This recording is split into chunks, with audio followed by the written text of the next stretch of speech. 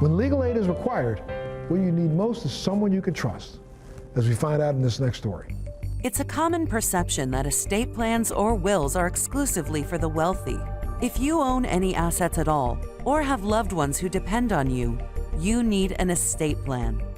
It is always necessary to have a knowledgeable and experienced attorney draft a last will and testament or a living trust, because you want to make sure that the language is clear and in proper format.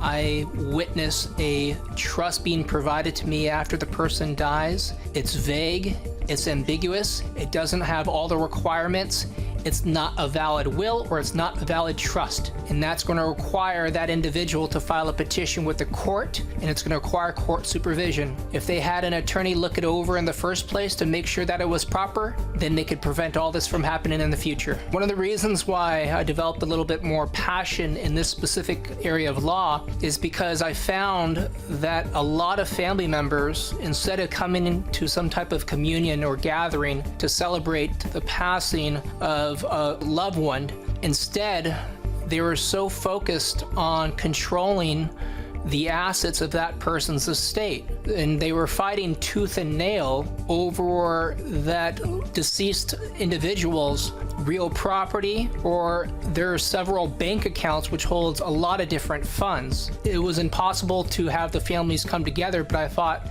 that I had to make sure that the trustor's wishes pursuant to their trust or pursuant to their will were kind of upheld. Will preparation and estate planning should always be handled by a legal professional. I always meet with the clients one-on-one to make sure that they want to do an estate plan. I want to make sure that they have the capability to do an estate plan, that they have the capacity to understand the consequences of their actions. I got to make sure that there's no dementia. And sometimes this requires a doctor's declaration as well. And once I meet with them, I have them fill out a questionnaire to indicate how they wanted their estate to be distributed, whether they wanted to be distributed equally amongst their children or some other loved ones such as friends, or if they want to make some donations to charities. And that's all discussed in the initial consultation in this questionnaire. A living trust is a lot more important than a last will and testament in many ways, and one of the main reasons is because you cannot put real property in the name of a last will and testament. So if I'm an escrow officer or a real estate agent and I look up a property profile and I see that the deed to a real property is under the name of an individual, then I'm going to tell that person or their loved ones, if that person passes away, they need to file a petition for probate because the court has to provide some type of court order to sell the property.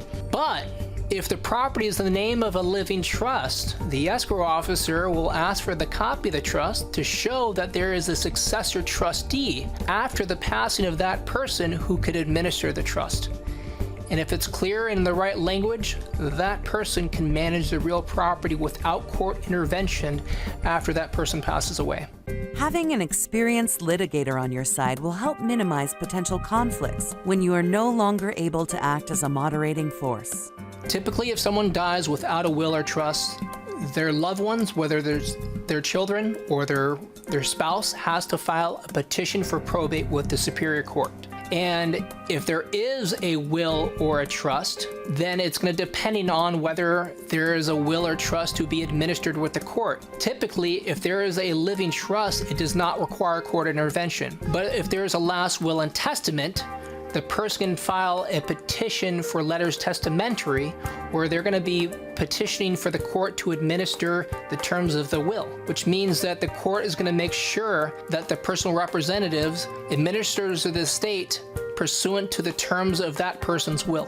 Give yourself and your family peace of mind, knowing you have planned for life's inevitabilities.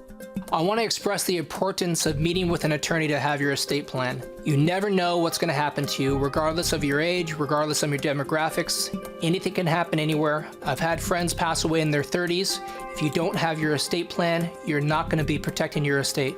For more information about the law offices of Christopher P. Brandlin, visit their website at brandlinlaw.com. And of course, visit our website at thebalancingAct.com.